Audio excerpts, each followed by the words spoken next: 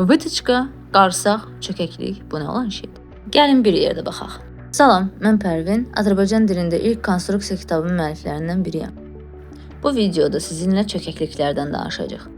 Keçən videoda dediyim kimi konstruksiya geyimin fəza halından, yəni 3D versiyasından müstəviyə köçürülməsi deməkdir. Yəni 2D versiyaya. Bəs bunun səbəbi nədir? Bunu niyə edirik? Bütün detallar parçanın üzərində bizim ölçülərimizi tam şəkildə əks etdirməlidir ki, onu geyinəndə əynimizə uyğun olsun. Və bunda bir sual yaranır. Bədənə oturan siluetdə geyim biçsək və onu geyinsək, necə olur ki, o bizim bədənimizin tam şəkildə formasını alır?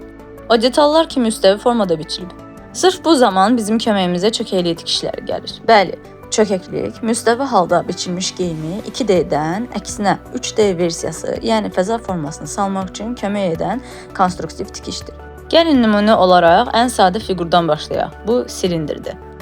Silindr fiqurunu əgər biz 3D versiyadan müstəvi hala salsaq, o 2 dairə və bir dənə düzbucaqdan ibarətdir. Bəs əgər sferanı, yəni top halında bir fiquru biz hissə-hissə bölüb müstəviyə salsaq, nə baş verəcək? Gördüyünüz kimi, bu zaman həmin dilimlərin arasında boşluqlar əmələ gəlir. Sırf bu boşluqlar bizdə çökəklik adlanır. Bizim bədənimiz də mürəkkəb fəza fiquru olduğu üçün silindrlardan və sferalardan ibarət bir fiqurdur. Ona görə də bizim bədənimizin qəlbində çerçöz setkası düzbucaq formasındadır. Çökəkliklər isə videoda gördüyünüz kimi üçbucaq şəklindədir. Əgər çökəkliksiz geyim geyinsək, əynində o bədənin boşluqlarına düşür və parçada qırışlar yaranır.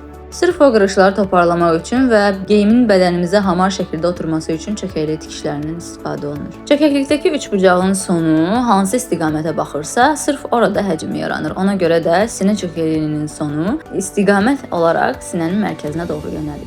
Bəli. Əgər sizə bu mövzularda videolar maraqlıdırsa, mənim səhifəmi izləyə bilərsiniz. Sualınız olarsa, şərh bölməsində yazıb soruşa bilərsiniz. Hələlik.